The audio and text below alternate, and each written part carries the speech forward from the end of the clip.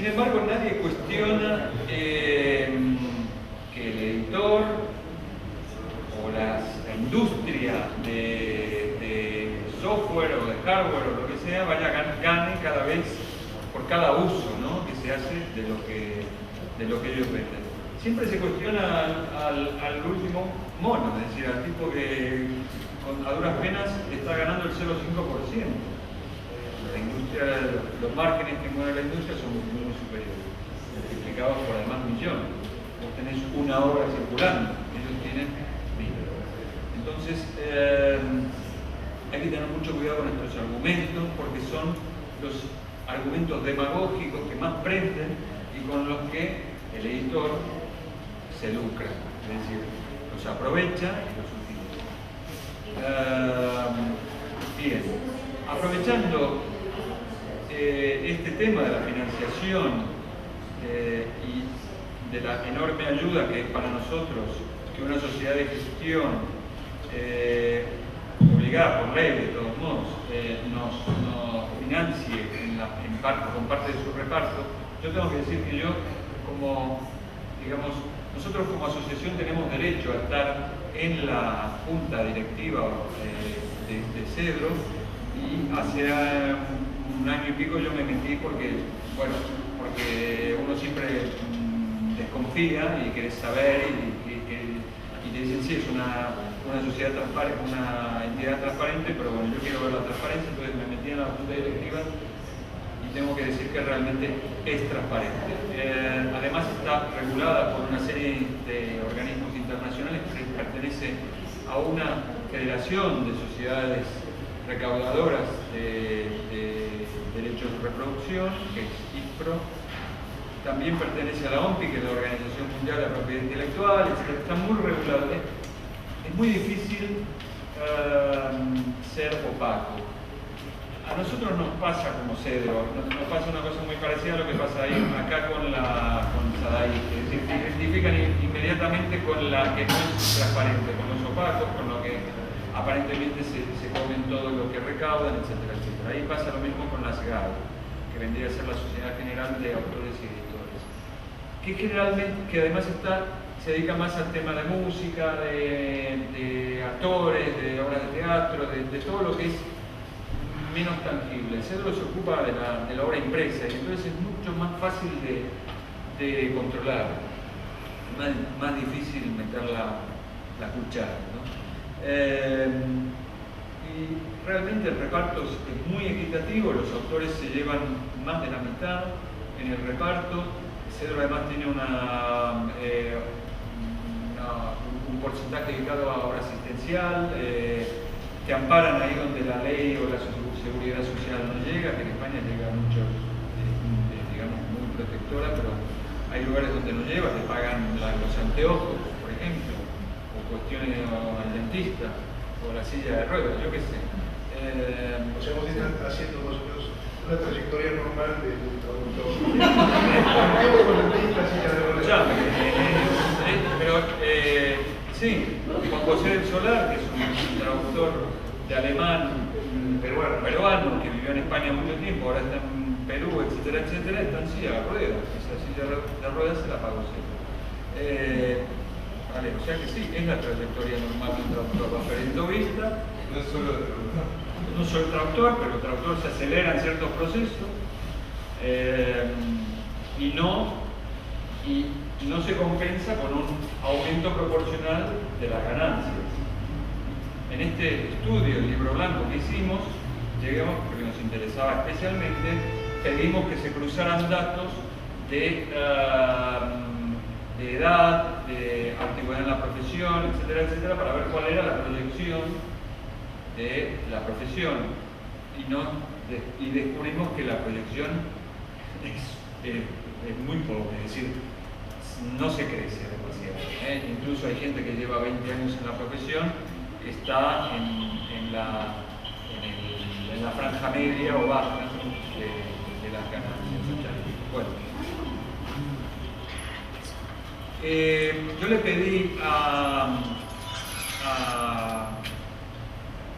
través de Cedro a lo que es la sociedad de gestión acá en Argentina, que dije que iba a dar esta charla y que viniera un representante para hacer una primera toma de contacto. Acá está Magdalena Esos, sonaba mi celular, les pido disculpas. Que es la secretaria general de CADRA, que es la Sociedad de Gestión de Derechos de Usos Secundarios en Argentina.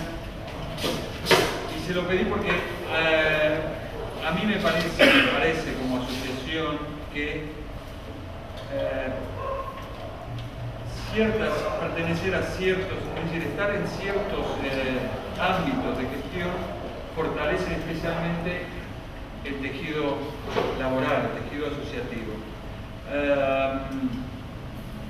Primero porque son entidades que están obligadas a proporcionar una serie de servicios, entre ellos el asesoramiento gremial, y después porque están recaudando un dinero que necesitan repartir entre los autores, y si los autores no van a reclamarlo, se lo van a comer otros, entre ellos los editores. Es muy importante que haya más participación autoral en estas sociedades, porque si no, el reparto se hará como decida la otra parte. Quien más presencia tiene, quien más fuerza tiene en una sociedad así, de recaudación y reparto, será que determine cuáles van a ser las normas de ese reparto. Por lo tanto, es muy importante que la gente participe, si tiene todas las garantías, digamos, de transparencia y de buena gestión.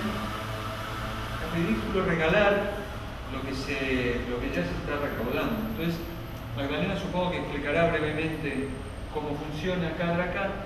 Yo diría que aprovechen la oportunidad para que haya en un futuro próximo una charla donde le puedan plantear todas las inquietudes y preguntas a ella directamente y ¿no? se establezca, si es posible, esa relación. Parece que estoy vendiendo una moto, pero es que es una moto que más que una venta es un regalo. Sigue siendo argumentos de vendedor, pero ¿qué les puedo cobrar? Pero es que es una estupidez que un dinero que ya se está repartiendo no, digamos, se reparte, se lo lleven otros. Por lo tanto, mejor que ahora en este momento Magdalena hable y les explique cómo es el asunto y después buenas tardes a todos, les agradezco la invitación a Jorge y a Andrés, que hizo posible a través de nuestra vinculación entre CEDRO y CADRA. CADRA es una asociación civil sin fines de lucro integrada por autores y editores de Argentina, que a su vez representan a los autores y editores extranjeros con los cuales tiene firmado convenio de representación recíproca a través de la sociedad de gestión. La sociedad de gestión es la que se ocupa de defender, de tutelar los derechos que tienen los autores, que no lo pueden hacer per se. Un autor no puede ir, digamos, detrás de esa reproducción, de esa fotocopia, de esa copia ilegal, porque no tuvo su autorización. Entonces, lo que hace es delegar ese rol en la sociedad de gestión, que por eso se llama colectiva, porque se defienden los derechos de todos sus integrantes. Ya les dije que está integrada por autores y editores, no tiene fines de lucro, es decir, que lo que se recauda a través de esa sociedad se distribuye deduciendo los gastos de administración, que por estatutos tiene por la aprobación de comisión directiva, luego de la aprobación de los estatutos, tiene un límite que no se puede superar y que se distribuye entre los miembros que la integran. De ahí un poco lo que dice Andrés, cuando son poquitos miembros, cobran esos poquitos miembros y cuando van creciendo se va distribuyendo más equitativamente. Es una asociación que se incorpora de manera voluntaria, no tiene cuota social, porque bueno, se financia, no necesita la cuota para financiarse porque se financia con esta deducción de gastos que le dije anteriormente. En España está fijada por ley, no sé si acá también. No, porque nosotros lo que tenemos es un reconocimiento por la institución de persona jurídica como asociación civil presentamos todos los años nuestros balances, pero es una decisión de la comisión directiva que por los mismos convenios de representación que tenemos, obviamente tenemos que respetar el mismo porcentaje. La recaudación que hacemos es a través de las licencias que otorgamos a todos aquellos lugares donde se reproduce el material protegido por derecho de autor.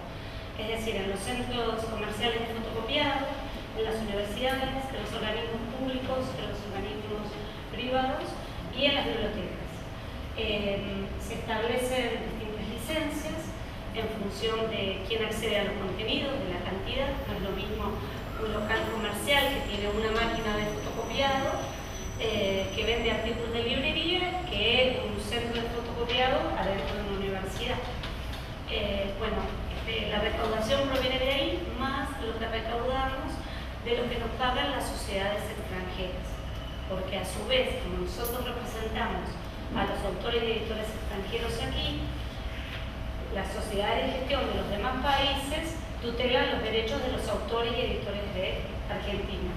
Con lo cual, todos los años nos pagan sus derechos. ¿Puedo hacer una pregunta? Sí. ¿Eso significa que los centros de copiado que hay en toda la ciudad pagan un impuesto por una licencia? Una licencia, no es un ¿La impuesto. pagan realmente? Sí, No, claro. no todos. No todos, pero una gran cantidad. En Capital Federal, todo lo que está alrededor de lo que es la universidad, la mayoría paga. Alrededor de la universidad, pero si está marcado. Bueno, a ver, hay un criterio, digamos, hay montones de locales que pagan licencias que no están en la universidad, pero tienen que tener una dimensión. Les doy un ejemplo porque es una zona a lo mejor que todos conocen. En Diagonal Norte, al 700, ahí sale Perón. Pero sale, hay un local enorme que se llama El Baullaz. Digo, algún día van a pasar por ahí porque no hay una universidad. Pero ahí hay una presunción de que ese señor reproduce material protegido por derecho de autor. Tiene, digamos, ¿qué es lo que se reproduce a través de las fotocopias? Digamos, ideas, material protegido por derecho de autor. Bueno, ese señor, a pesar de no estar en una universidad, paga una licencia de carga. Y así un montón de otros locales.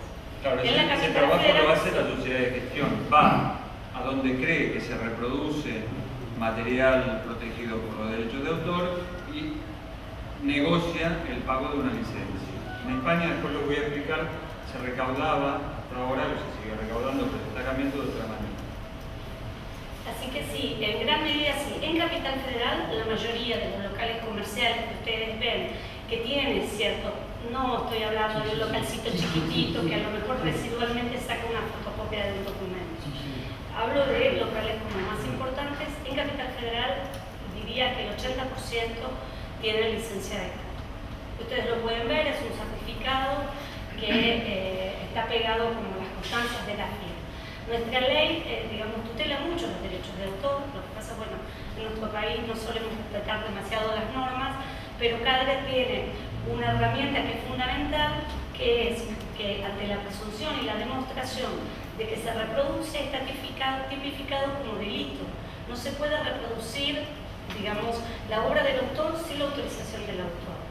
A partir de ahí hacemos las denuncias, vamos con el oficial de justicia, constata que hay material y el que no se avino, digamos, naturalmente, cuando uno lo visita, a estar en regla, bueno, a partir de esa constatación nos llama y nos dice, quiero la licencia. Así que sí, en Capital Federal sí, en el resto del país no.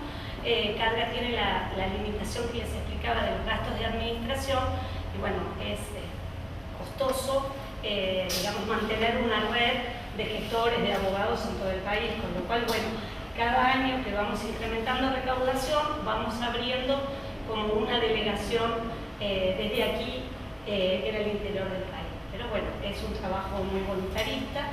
CADRA se creó en el 2000 y obtuvo el reconocimiento en el 2002, años muy difíciles para cualquier tipo de gestión comercial en este país, pero poquito a poco CADRA va creciendo, va teniendo cada vez mayor reconocimiento a partir de la decisión de los distintos poderes del Estado en en sacar licencias, la legislatura de la Ciudad de Buenos Aires tiene licencia, la Corte Suprema, la Biblioteca de la Corte Suprema tiene licencia de cátedra, la Universidad de Buenos Aires a principios de este año obtuvo la licencia de cátedra, y de a poquito vamos sensibilizando y generando conciencia de que hay que respetar el derecho de autor, de equilibrar el acceso, porque bueno, nos corren por izquierda con el acceso a la cultura, a la educación, y más en un país como el nuestro, donde digamos esto está tan poco garantizado, pero bueno, nuestra consigna es acceso libre pero no gratuito.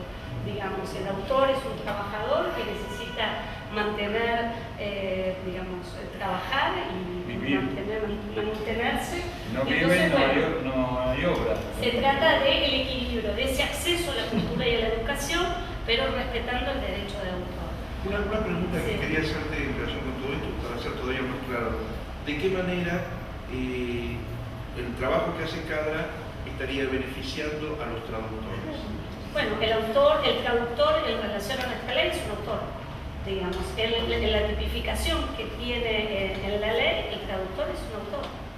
¿Y de qué manera vuelve la recaudación a los autores en general? Bueno, se distribuye de acuerdo a un reglamento de distribución que estuvo establecido hace 2 años, se cumplen 2 años el año que viene, hace 1 año y medio, un reglamento de distribución que tiene, digamos, de modelo a las sociedades europeas en función de lo que puede ser, digamos, nuestra propia realidad.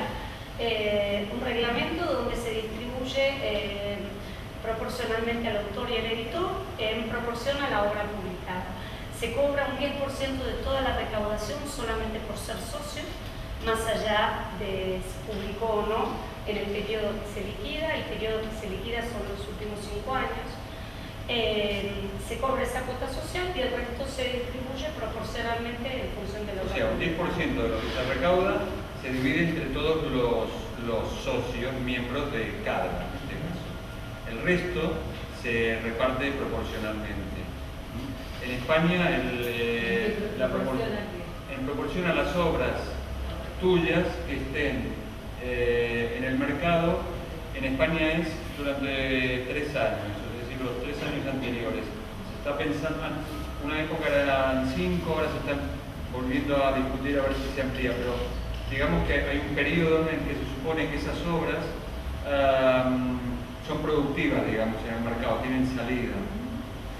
A medida que vas teniendo más obras, vas traduciendo, vas inscribiendo esas obras en el catálogo de Cedro y va aumentando tu recaudación, es decir... ¿Pero eso es algo que tiene que hacer el traductor? No, eso lo hace la sociedad de gestión.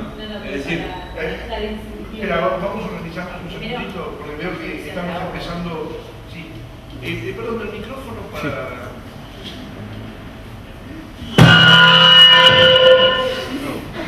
Estuvo bien. Sí, son los editores.